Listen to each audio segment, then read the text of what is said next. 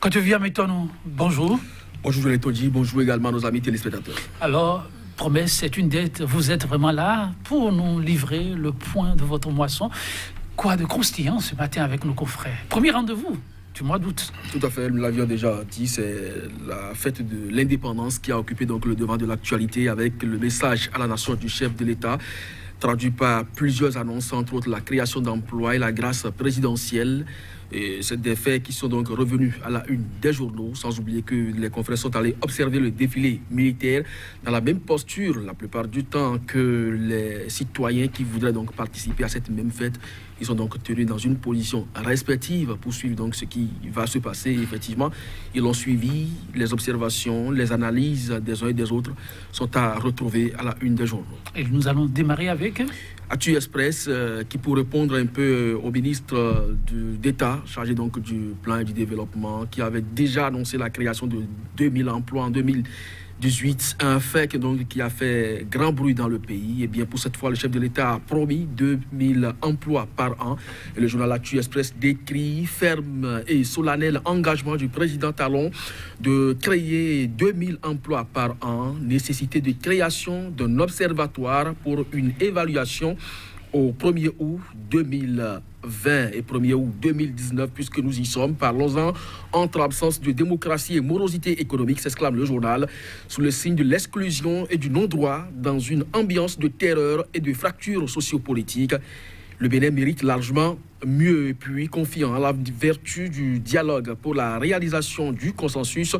Pour le professeur Joël Aïvo, le défi, c'est l'apaisement, juguler la crise sociopolitique pour célébrer la renaissance d'un Bénin et rassembler d'ici le 1er août 2020 ses filles et ses fils. Fraternité, commémoration du 1er août, Talon et les Béninois. Vous avez le discours du chef de l'État, les appréciations des autorités dans les colonnes du journal. La dépêche, cette fois, grâce présidentielle, effet d'annonce ou un nouveau départ. Interdiction de délivrance des actes de l'autorité aux personnes recherchées. La porte ouverte à l'insécurité juridique. Le journal... L'autre journal, cette fois, 59e anniversaire d'indépendance sous la rupture, 3 ans de réforme et de larmes, une ambiance morose. Le matinal, commémoration du 59e anniversaire de l'indépendance. Tout un dossier a été consacré donc à l'événement. Un président en fusion avec son peuple. Vous avez un défilé splendide et majestueux. Et puis un discours entre prouesse et politique sociale, constate le matinal. Le nouvel observateur, interdiction de délivrance des actes de l'autorité. Toute la liste de personnes recherchées, un député serait dans le boss. Et ça, c'est une interrogation à la une du journal. Et puis, décision d'interdiction de délivrance d'actes de l'autorité à des citoyens béninois recherchés par la justice. Djogbenou et Kenom rattrapés par leurs propos. Impact de la crise politique au Bénin, le défilé du 1er août boycotté par les Béninois, l'absence remarquée du corps diplomatique et des anciens chefs d'État. Le pays émergent, interdiction de délivrance d'actes de l'autorité aux personnes en porte-à-faux avec la justice, une décision d'exclusion et à polémique, le parti Restaurer l'Espoir exige l'annulation de ces caractères pour candidats Zanaï. C'est une honte pour l'image du Bénin. Matin libre, 59 ans d'indépendance du Bénin, une fête nationale célébrée entre pro-talons. Ce que le chef de l'État a dit aux Béninois et puis archive Djogbenou et Kenom Souyaï sur l'exclusion, que nous puissions nous mobiliser pour refuser cela. Point. Média, interdiction de délivrance d'actes à des citoyens béninois, Talon, Djogbenou et Kenom rattrapés par la magie de numérique. Énième preuve du drame qui enrhume les Béninois depuis 3 ans. Et puis, nouvelle politique gouvernementale de l'emploi, du yaï réchauffé, tout simplement, Joël Tondji. Merci à vous. Quand je viens maintenant, chacun y aller. Sa façon, comme je l'avais dit, chacun avait son commentaire. On va choisir alors 2 titres qui ne vont pas forcément dans le même sens. Actu Express, je commence d'abord par là, qui parle d'un 1er août sous le signe de l'exclusion. Et je vous annonce le second titre que vous aurez à nous présenter, ça va être le matinal, qui parle d'un 1er août à une communion avec le peuple. Patrice Talon. Oui, le journal matinal a effectivement écrit commémoration du 59e anniversaire de l'indépendance, un président en fusion avec son peuple, un défilé splendide et majestueux. Pendant ce temps, Fraternité nous propose commémoration du 1er août, Talon et les Béninois. Et vous avez donc, au niveau de ces deux quotidiens, par exemple, pour s'en arrêter là d'abord, avant de revenir donc à Actu Express, aux images. L'image, vous avez un chef d'État à bord donc de sa voiture qui salue donc les citoyens avec un sourire à la limite et des populations tenues à l'écart par des barricades. Dans le même temps, Matinal vous propose un président qui est en train donc de prendre un bain de foule. Je l'ai dit, c'est des contrastes auxquels la presse béninoise nous a habitués depuis bientôt 3 ans.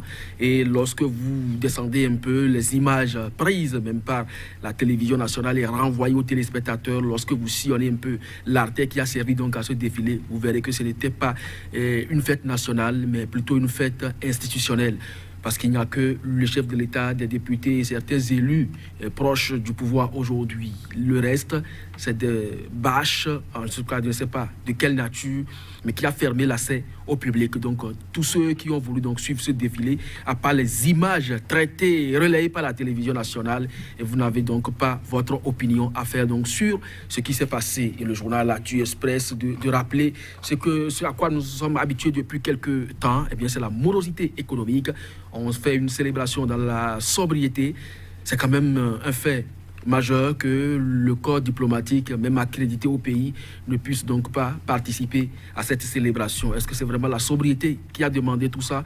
Les anciens chefs d'État n'y étaient pas non plus. Les acteurs aujourd'hui dits de l'opposition, donc je vais parler de la classe politique, n'étaient non plus au rendez-vous. Ce qui a d'ailleurs fait écrit au quotidien Matin Libre que c'est une célébration avec les pros Talon, donc une fête célébrée entre pro-Talon. Ça, ce n'est pas des images qui renvoient effectivement à la fusion ou à l'unité nationale dont on a prôné, parce que la fête de l'indépendance, c'est quand même une liberté nationale conquise au prix de grandes luttes, et quand ça se célèbre dans la division, ça nous interpelle tous. Que devient maintenant la fête de l'indépendance, assez de sujets à cet effet, mais les confrères sont revenus sur un autre sujet qui, lui aussi, défraie beaucoup la chronique. Ils ont fait même des liens, des parallélismes de forme. Interdiction de délivrance des actes de l'autorité, le nouvel observateur. Je préfère ce titre parce qu'il se refuse d'aller dans la polémique, il rapporte plutôt les faits. Il propose, le nouvel observateur, la liste de toutes les personnes recherchées. Pour vous qui voulez savoir si un des vôtres est concerné, est activement recherché, consultez alors la liste avec le nouvel observateur, mais qui, dans l'angle, propose aussi une interrogation. Il constate qu'un député actuellement à l'Assemblée se trouverait, en tout cas, il a constaté que son nom y est et il s'interroge.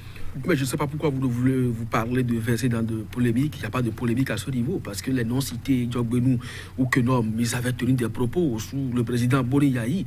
Vous rappelez l'expression vandalisme d'État, ce que ça signifie. Des hommes entrés qui se seraient donc rendus dans un tribunal pour déchirer les archives, donc fait partie donc le volet d'un citoyen qui plus est président candidat alors, Patrice Talon. Donc ça avait fait grand bruit, et là-dessus, les mots ont été suffisamment clair sur l'exclusion, que nous puissions donc nous mobiliser pour refuser cela. Alors se mobiliser aujourd'hui, est-ce que c'est possible en République du Bénin sous la gouvernance de ceux-là? Djogbenou aujourd'hui, président de la Cour constitutionnelle, et Maître Kenom devenu ministre de la Justice. C'est non. Et quand ça se passe comme ça, vous êtes rattrapé effectivement par la magie du numérique. Il n'y a pas de polémique autour. Maintenant, lorsque des citoyens sont interdits donc des actes d'autorité, entre autres le certificat de nationalité, passeport, carte d'identité, acte de naissance, je l'ai dit, je ne sais pas si véritablement nous sommes en phase avec nos propres aspirations pour ce qui concerne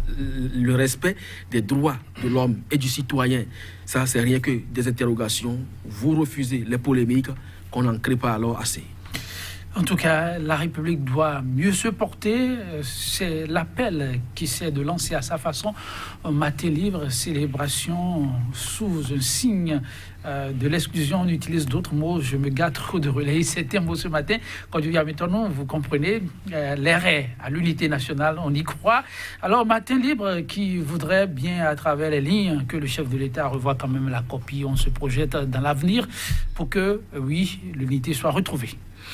Oui, c'est possible. Je l'ai dit tout à l'heure, il y a eu des annonces qui ont été faites, création d'emplois, mais la grâce présidentielle également.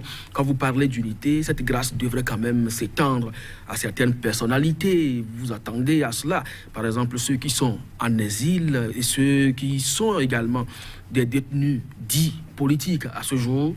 Personne donc de ceux-là ne figure parmi ceux qui devraient bénéficier de cette grâce présidentielle. Et donc, s'il y a une adresse aujourd'hui à l'endroit du chef de l'État, puisqu'il veut un dialogue sincère, inclusif et franc avec les acteurs de la classe politique, ça passe par ces gens d'actes. Nous avons des canards qui avaient déjà au préalable annoncé le chef de l'État peut-être fera donc la paix des braves, peut-être il fera une annonce qui fera donc effet pour ce qui concerne la décrispation de la tension sociopolitique. La veille de cette célébration, c'est bien sûr cet arrêté ministériel qui interdit donc la délivrance des actes. Ce n'est pas des faits qui encouragent l'unité nationale, mais aujourd'hui, vous avez vu donc cette célébration célébrée dans la sobriété avec des absences remarquables. Si tout ça participe donc à l'unité que vous prônez ce matin, je l'ai dit, on vous encourage et tout le monde applaudit aussi. Quand je viens maintenant, je reste toujours au niveau de Matin libre qui a remarqué quelque chose que beaucoup ont remarqué, les paracommandos, toujours égaux à eux-mêmes, ils étaient des plus remarquables à donner quand même le sourire au-delà de ce qui peut donner un peu de la tristesse. Bon, peut-être pour vous qui avez suivi ce défilé, parce que certains n'ont pas perdu leur temps à cet effet. Moi-même, je n'y ai pas perdu mon temps parce que, véritablement, c'est vrai, c'est une fête, mais lorsque vous n'y êtes pas convié, et je ne vois pas en quoi ça va vous intéresser, si vous l'avez suivi, ça vous a arraché des sourires, tant mieux. En tout cas, merci. La parole reste toujours plurielle dans la République.